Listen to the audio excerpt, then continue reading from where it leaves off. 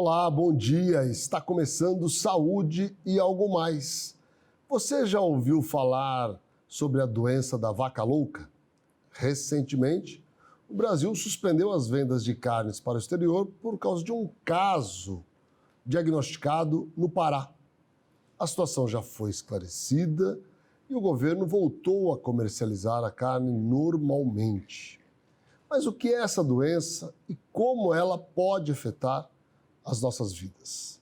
Mato Grosso do Sul é um dos maiores produtores de carne bovina do país. Qual o impacto a comercialização de carne bovina tem no mercado, para o mercado sul-mato-grossense?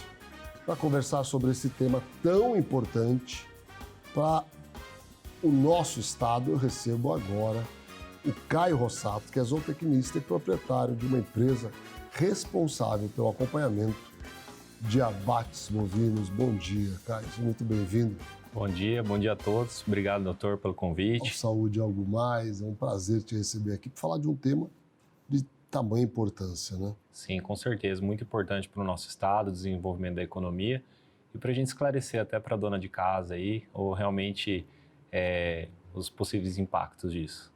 Mas antes da gente começar o nosso bate-papo, eu gostaria de assistir com você um vídeo do Daniel Engold, que é diretor-presidente do IAGRO. Ele fala um pouco sobre o tema. Vamos assistir. Nós tivemos agora recentemente o resultado do exame confirmando que o caso suspeito de vaca louca, que é encefalopatia espongiforme bovina, EEB, trata-se de um caso atípico. O caso atípico é quando ele ocorre de maneira espontânea em animais mais velhos e não tem nenhum problema de contaminação, diferentemente do caso clássico, onde o animal é contaminado através do insumo, da ingestão de rações feitas à base de restos animais. Então, mais uma vez, ficou comprovado, primeiro, a idoneidade do Brasil e do setor, principalmente o profissionalismo do setor da defesa, ao constatar esse caso suspeito e tomar todas as medidas protocolares em relação a isso. Aqui na IAGRO, nós temos um setor que se ocupa disso, do EEB, encefalopatia espongiforme bovina, onde ele controla se existe algum tipo de consumo irregular de ração à base de restos animais, tipo cama de frango, farinha de ossos, entendeu? Então tem todo um trabalho que é feito preventivamente. Então hoje nós temos já confirmado, quando existe um caso que é confirmado, automaticamente ele são feitas 2 amostras, uma vai para o nosso laboratório oficial, que fica no Pernambuco, onde foi confirmado que tratava-se do caso de vaca louca atípica, e outra a nível internacional ele é mandado para o Canadá, a cidade de Alberta, que saiu a semana passada confirmando que trata-se de um caso de vaca louca atípica, EEB atípico, ou seja, não tem nenhum problema. Mais uma vez ficou comprovado que o Brasil é um país que cuida da sua segurança alimentar e principalmente do que vende, a qualidade do produto que está sendo exportado. Hoje nós temos já a liberação disso, a China já está liberando o mercado para continuar as exportações normalmente. Então, fique atento, eu acho que é importante nós brasileiros estamos defendendo essa credibilidade e essa transparência no setor de defesa animal. Mais uma vez, cumprimento e o profissionalismo e toda a competência do pessoal da Depará, onde foi detectado esse caso lá em Marabá, e tomaram todas as atitudes corretas e coerentes com o assunto. Caio, muito interessante, né? Todas as informações que o Daniel trouxe para a gente, mas eu gostaria de iniciar nossa conversa de algo básico, né? Que a gente entender o que é realmente a doença da vaca louca. A doença da vaca louca é causada por um prion, né, no animal, em que, quando no caso típico, ele só é absorvido no sistema nervoso através da alimentação por um alimento de origem animal, ou seja, farinha de osso, farinha de cama de frango, e isso já é proibido no Brasil desde 2005, né? Então, nós temos uma legislação muito rigorosa com relação ao caso típico, né? Que é para não ocorrer o caso típico, que é devido a essa alimentação de alimentos de produto de origem animal para ruminantes, tá? O que acontece é que esses últimos casos que aconteceram, esses 6 últimos casos que aconteceram nesses últimos 23 anos, foram de caso atípico. Ou seja, eu falo até que esse caso atípico deveria mudar o nome, não deveria mais se chamar vaca louca, porque ele não é uma zoonose, ele não transmite para o ser humano, ele não tem nenhum problema sanitário com relação ao risco sanitário do rebanho. Tá? Então, realmente, é um protocolo que o Brasil tem que adotar agora de ver qual é o impacto desse risco sanitário do caso atípico no mercado brasileiro e no mercado externo, né? E entrar em tratativas de acordo com o mercado externo para que isso não gere esse impacto que teve agora, né? Porque o caso atípico, ele é como se fosse assim, um animal, é uma doença degenerativa devido à idade mesmo do animal, né? Então, ela é produzida no organismo do animal, né? E é como se fosse um Alzheimer mesmo. É um animal adulto, é um animal já bem senil, e aí a gente não tem muito controle sobre isso, né? O animal desenvolve por si só. Então, realmente, quando tem esse embargo, parece que é algo muito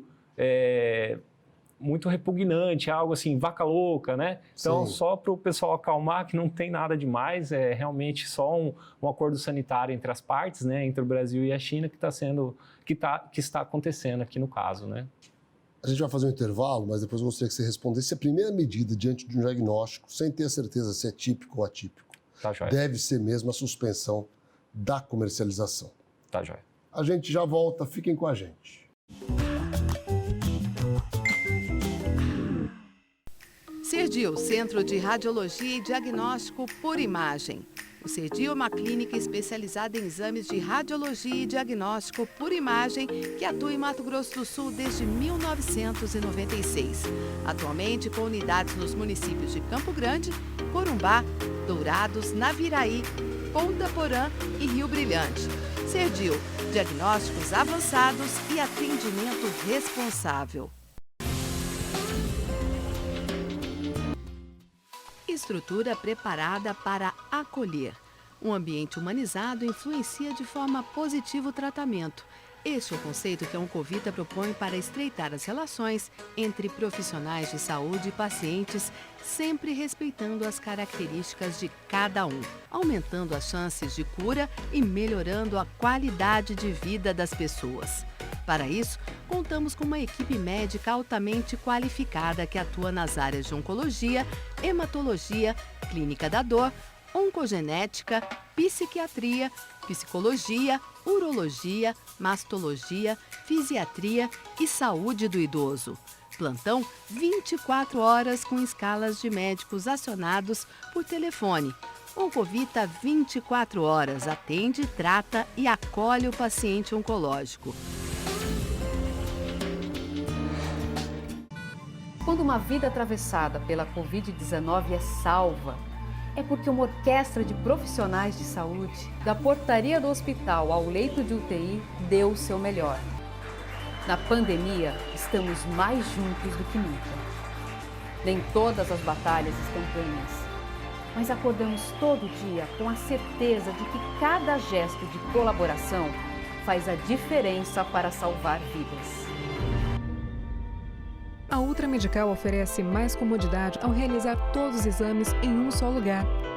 Rapidez e eficiência com tecnologia de última geração. Agora também com amplo estacionamento, há quase 30 anos cuidando da saúde da sua família. Fazer exames periódicos com um médico oftalmologista é a melhor maneira para identificar futuros problemas de visão. Instituto da Visão, centro especializado no tratamento e diagnósticos de doenças oftalmológicas. Tratamento para ceratocone, glaucoma, a retinoplatia diabética, a catarata, as uveites, além de correções a laser para erros de refração. Marque uma avaliação com um de nossos especialistas. Instituto da Visão.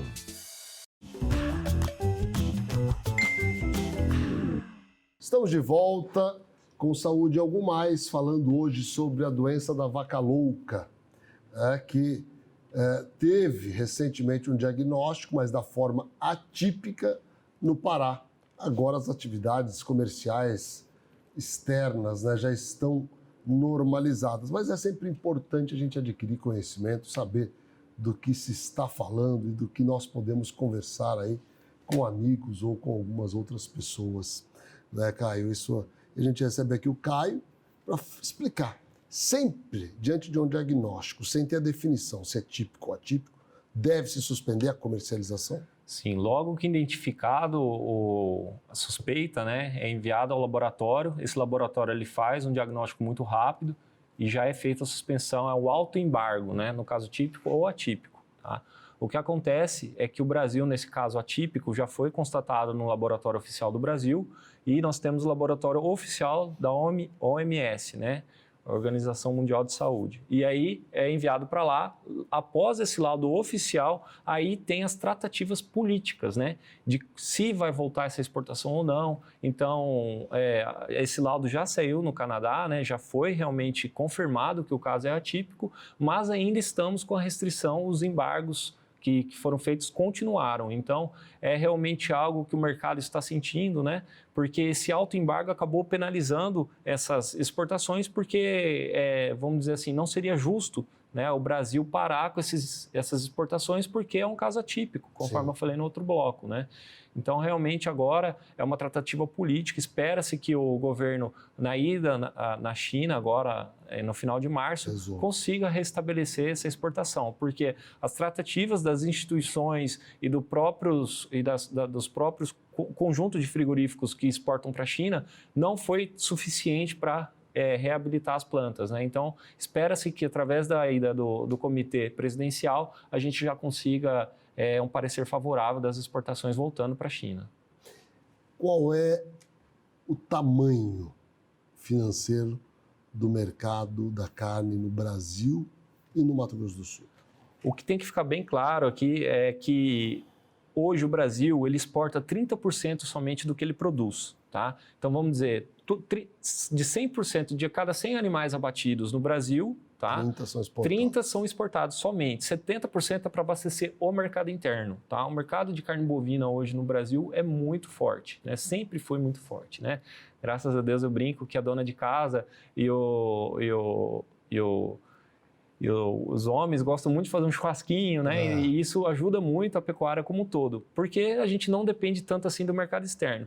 Mas a importância do mercado chinês, né? Desses 30% que a gente exporta, 15% quem absorve é a China, ou seja, mais da metade do que a gente exporta é a China que compra.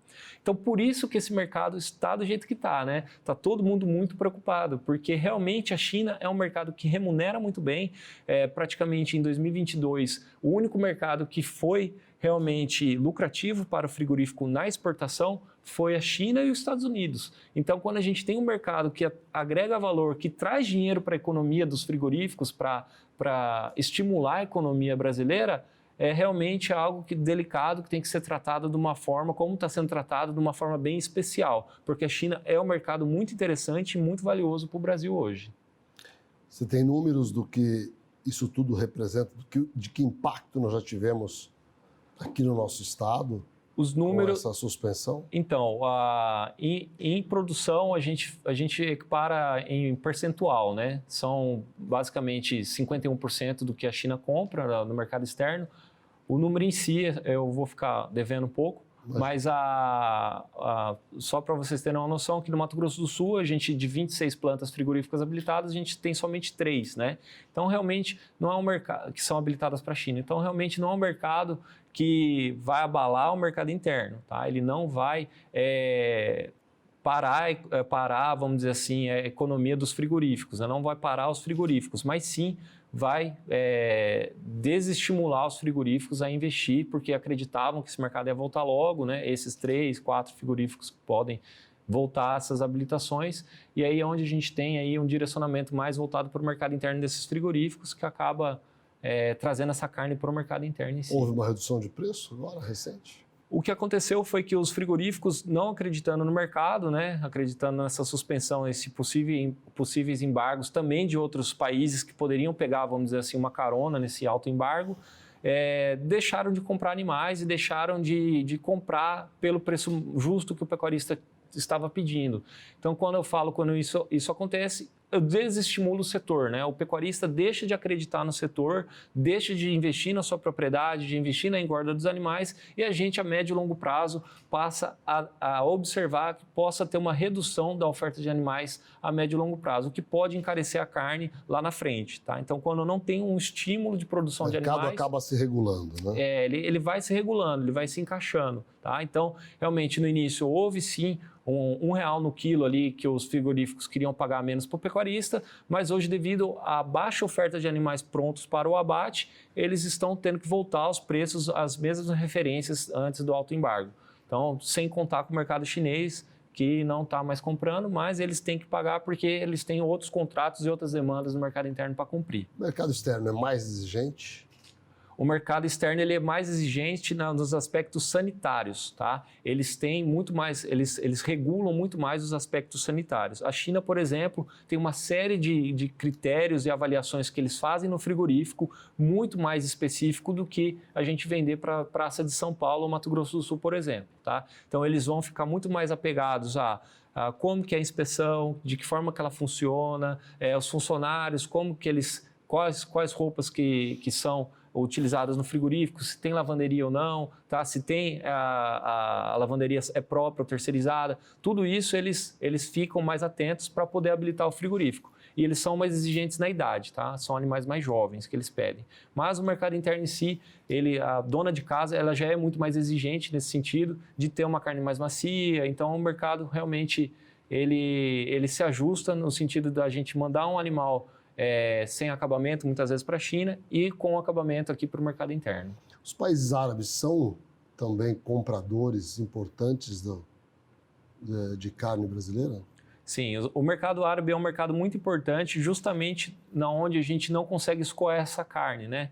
Então, por uma série de fatores, pelo fato religioso, né, eles acabam consumindo muito dianteiro, né? E aí a gente consegue agregar valor no mix de venda que a gente fala, né? Então, o dianteiro, a gente faz um abate para o Egito, para a Arábia Saudita, né? Para o Irã, e aí a gente consegue vender esse dianteiro para eles e o traseiro a gente acaba posicionando para o mercado interno, o que se torna uma conta mais interessante muitas vezes para o frigorífico no mix geral do animal, né? Então, realmente a gente fala que o mercado externo, ele complementa o nosso poder de compra do frigorífico, do pecuarista, né, para que ele possa vender essa carne melhor, né? Então, realmente, o Brasil acaba consumindo muito carne de traseiro, né, e o mercado externo acaba consumindo uma carne mais magra, uma carne de dianteiro, né, o que a gente acaba conseguindo realizar uma venda melhor pelo frigorífico em si, tá?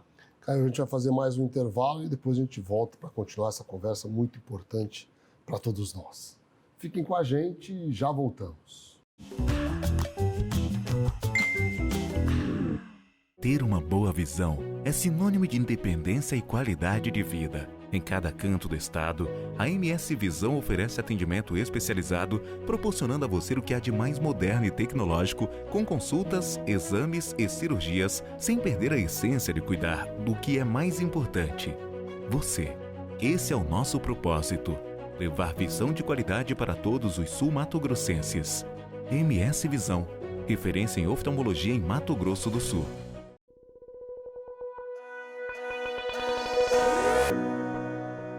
Por trás de uma joia existe todo um trabalho minucioso, delicado, cheio de etapas, cuidados e dedicação. A Mona Lisa Joias tem o diferencial de personalizar a sua joia, produzindo, reformando ou trocando. Desde 1977, unimos a paixão por artes, design e joias sofisticadas. Mona Lisa Joias, realizando sonhos e marcando momentos. Visite-nos em Campo Grande.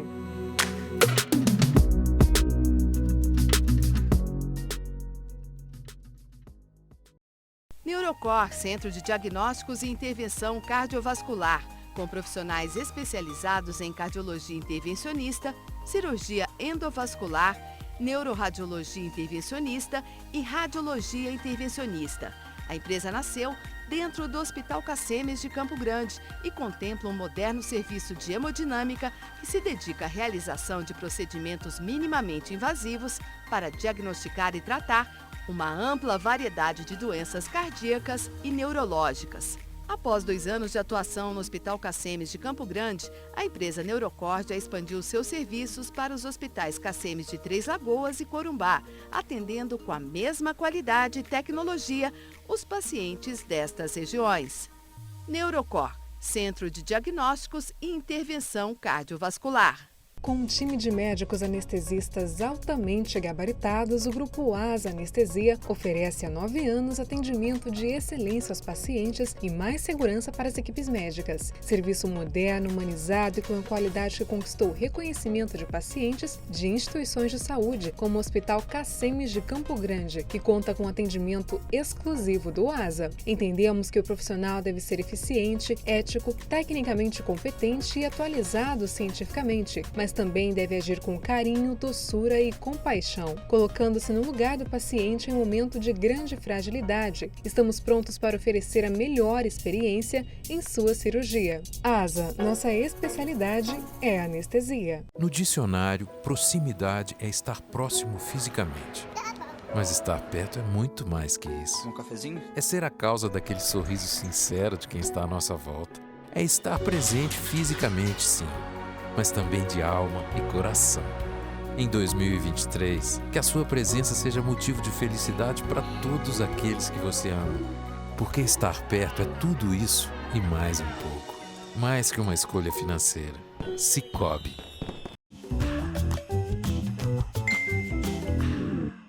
Estamos de volta com Saúde e Algo Mais, hoje entrevistando o médico veterinário Caio, que está conversando com a gente sobre o mercado da carne brasileira, sul-mato-grossense em específico, né, e quais os impactos o diagnóstico de um caso de atípico de vaca louca no Pará trouxe para esse comércio. Agora, falando um pouco do mercado da carne de forma genérica, o quanto nós evoluímos na produção de carne e no ciclo de engorda nas últimas décadas, Caio?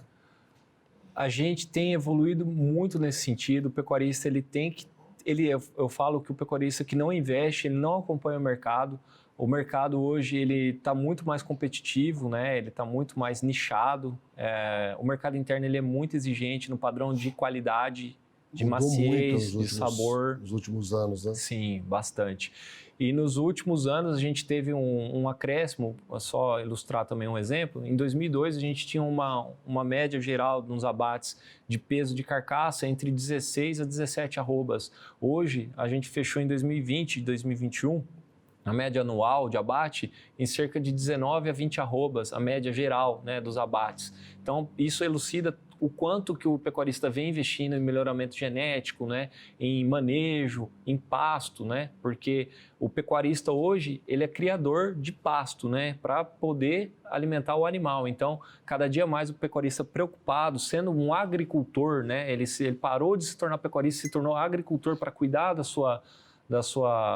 forrageira, né, que é o capim que é fornecido para o animal, para que justamente tenha esse indicador de ganho de peso, né, ganho de carcaça mais rápido possível e encurta esse ciclo de abate, né? Então, aquela pecuária extensiva, clássica do antigo Pantanal está cada vez mais distante da nossa realidade? Sim, com certeza. Hoje o pecuarista ele está procurando otimizar. A gente fala no termo técnico que ele está encurtando o ciclo, né? Ele está procurando cada dia mais deixar menos o animal na propriedade, porque com os custos muito alto de insumo que ele tem, de funcionários, né, de todas as despesas adversas que acabam surgindo, ele tem que se expor menos ao risco, né? Então, ele acaba encurtando, dando ração, melhorando o pasto, fazendo integração com lavoura, para que esse animal seja terminado o mais rápido possível e ele tenha uma melhor rentabilidade, né? No máximo da eficiência, esse ciclo hoje leva quantos meses? Da concepção até o abate, nós estamos no Brasil hoje atendendo uma faixa de 30 a 32 meses de idade, tá? Da concepção até o abate. Sim. É um indicador muito bom para o Brasil hoje, porque, conforme eu falei também, há cerca de 15 anos atrás, a gente tinha uma idade média de abate de 48 meses, né? Então, isso mostra diferença significativa. Então, a gente está encurtando cerca de um ano e meio no abate dos animais. E é muito importante a dona de casa saber também que não existe nenhum tipo de trabalho que não seja melhoramento genético e melhoria do pasto, né? Porque acaba acontecendo que eles acreditam que, mas tem dá hormônio para o animal, né? Acontece isso ou aquilo. Não, gente, é investimento em melhoramento genético, em qualidade de pasto e em evolução do rebanho, né? Que é justamente esse trabalho que vem fazendo ao longo desses anos para que a gente possa ter uma melhor rentabilidade na propriedade. Isso tem sido muito importante, né, para o país, gerando riqueza, gerando investimentos nessa área que é de grande valor, né, para a economia brasileira, né, Caio? Sim, o agro, ao longo da história do Brasil, né, ele realmente é muito significante, né, e a pecuária em si, ela traz